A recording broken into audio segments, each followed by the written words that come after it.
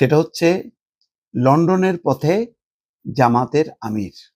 আগে কিন্তু জানা যায়নি যে জামাতের আমির লন্ডনে যাচ্ছেন। আর ঠিক এই সময়টা লন্ডনে যাওয়ার হয়তো একটা বিশেষ অর্থ আছে। দর্শক, আবারও বলি যে আমার এই আলোচনাগুলো সম্পূর্ণ আমার একটা ধারণা বা অবজারভেশন। এটা সঠিক নাও হতে পারে, আবার সঠিক হতেও পারে। সে কারণে এই আলোচনাটা শুনে আবার মনে করে না যে আমি কোনো বাড়তি কথা বলতেছি, কোনো প্রোপাগান্ডা ছড়াচ্ছি, না, বিষয়টা তা না।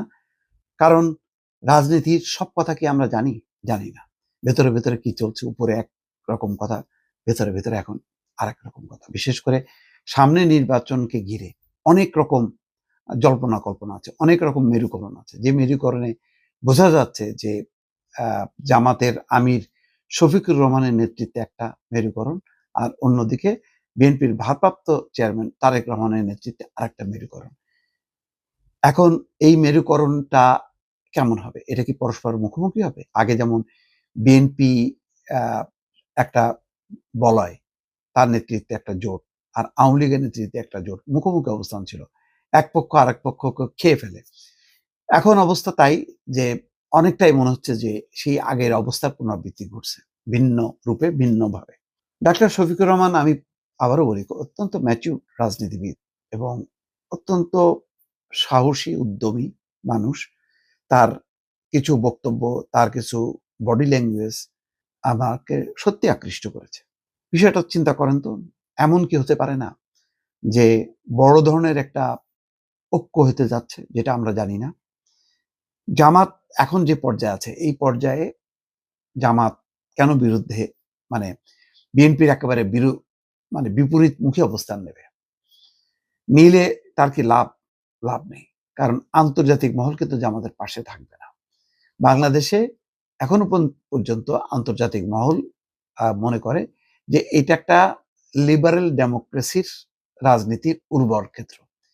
এখানে গণতান্ত্রিক রাজনীতির চর্চা করে এমন রাজনৈতিক দলগুলো ক্ষমতায় আসবে।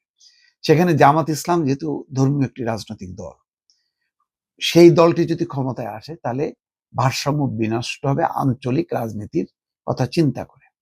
এবং ইতিমধ্যে তার কিন্তু কিছু বহিঃপ্রকাশ ঘটে গেছে।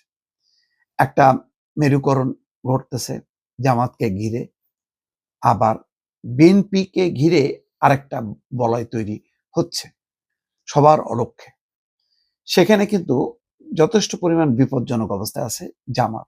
জামাত যদি এখন ক্ষমতায় আসে, সেটা ভারসাম্য স্থিতিশীলতার পক্ষে কতখানি সেটা টেকসই হবে, এটা কিন্তু চিন্তার বিষয়। কিন্তু বিএনপি যদি আসে, আওয়ামী লীগের জায়গাটা যদি পূরণ করে, তাহলে আন্তর্জাতিক মহল যতটা সমর্থন দেবে, জামাত আসলে কিন্তু দেবে না। কারণ শুধু জামাত মানে জামাত, জামাতের সাথে দেখেন তার সহযোগী যারা আছে, তারা কি আসলে গণতান্ত্রিক রাজনীতিতে বিশ্বাস করে, গণতান্ত্রিক চর্চায় বিশ্বাস করে? এটা কিন্তু একটা প্রশ্ন। এটার আমি চট করে উত্তর দেব না, আপনারা জানেন। প্রশ্নগুলি আপনাদের কাছেই রাখলাম যে বাংলাদেশকে যেভাবে দেখতে চায় আন্তর্জাতিক বিশ্ব, তাতে গণতন্ত্রের বাইরে অন্য কোনো দর্শন এখানে কিন্তু টেকসই না। জামাত গণতন্ত্রকে মেনে নিয়েই কিন্তু রাজনীতি করে, কিন্তু জামাতের মৌল দর্শনটা হচ্ছে একটা ইসলামী ভাবধারার, ইসলামী চিন্তা ভাবনা, ইসলামী রাষ্ট্র গঠনের।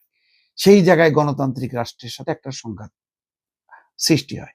বাংলাদেশে যদি এখন আওয়ামী লীগ থাকতো, যদি সেই আওয়ামী লীগ 15 বছরের সেই স্বৈর শাসক বা স্বৈর শাসনে ভরপুর আওয়ামী লীগ না, তার আগের যে গণতান্ত্রিক আওয়ামী লীগ ছিল, সেটা যদি থাকতো, তাহলে পশ্চিমা বিশ্বের কাছে একটা অপশন হয় আওয়ামী লীগ, না হয় বিএনপি। এইভাবে কিন্তু চলছিল। ভারতও কিন্তু এইভাবে একটা ভারসাম্য রক্ষা করছিল, কিন্তু গত 15 বছরে আওয়ামী লীগ সব লন্ডভন্ড করে দিচ্ছে। রাজনীতিতে সে এমন বেশি একক থাকতে গেছে যে সে গণতান্ত্রিক দল, কি ধর্মীয় দল, গণতান্ত্রিক দল, সবাইকে এক কাতারে নিয়ে এসে তাদেরকে সমূলে উৎখাটন করতে চেয়েছে। এই অবস্থায় আমার ধারণা যে আগামী নির্বাচনকে সামনে রেখে যেই মেরুকরণ ঘটতেছে, তাতে এমনও হইতে পারে যে এক ধরনের সমঝোতার নির্বাচন হইতে পারে, যাতে আওয়ামী লীগ আর পুনর্বাসিত না হইতে পারে, যাতে জামাতও মেনে নেয় হ্যাঁ বিএনপি ক্ষমতায় থাকুক, একটা সম্মানজনক বিরোধী দলের আসন নিয়ে জামাত বিরোধী আসনে বসবে, এমন একটা আলোচনা, অথবা নির্বাচনে জয় পরাজয় যাই হোক না কেন তাতে যাতে বড় ধরনের কোনো একটা মুখোমুখি অবস্থান না দাঁড়ায়, যেটা ডক্টর মোহাম্মদ ইউনূস আহ্বান জানিয়েছে, সেই আহ্বানের একটি অবস্থান নিয়ে কি জামাতের আমির ডাক্তার শফিকুর রহমান যাচ্ছেন কিনা লন্ডনে, সেখানে তারেক রহমানের সঙ্গে মিট করবেন কিনা আমরা কিন্তু জানি না। তবে রাজনীতিতে শেষ বলে যেহেতু কোনো কথা নেই, সুতরাং এরকম একটা ঘটনাও কিন্তু ঘটতে পারে। যদিও এখানে জামাতের মিডিয়া সেলের প্রধান এহসানুল মাহবুব জুবায়ের বলছেন, ব্রিটিশ সরকারের সঙ্গে বৈঠকের একটি পূর্ব নির্ধারিত কর্মসূচি থাকায় সকালে লন্ডনের উদ্দেশ্যে রওনা দিয়েছেন জামাতের আমির। সেখানে আরো কাজ শেষে সৌদি আরবে পবিত্র উমরা পালন করতে যাবেন তিনি। সবকিছু ঠিক থাকলে জামাতের আমির 21শে ডিসেম্বর দেশে ফিরবেন বলে জানান জামাতের নীতি নির্ধারণী পর্যায়ের এই শীর্ষ নেতা। তারেক রহমানের সঙ্গে সাক্ষাৎ হবে কিনা এই ব্যাপারে এহসানুল মাহবুব বলেন, এই বিষয়ে আমার কিছু জানা নেই।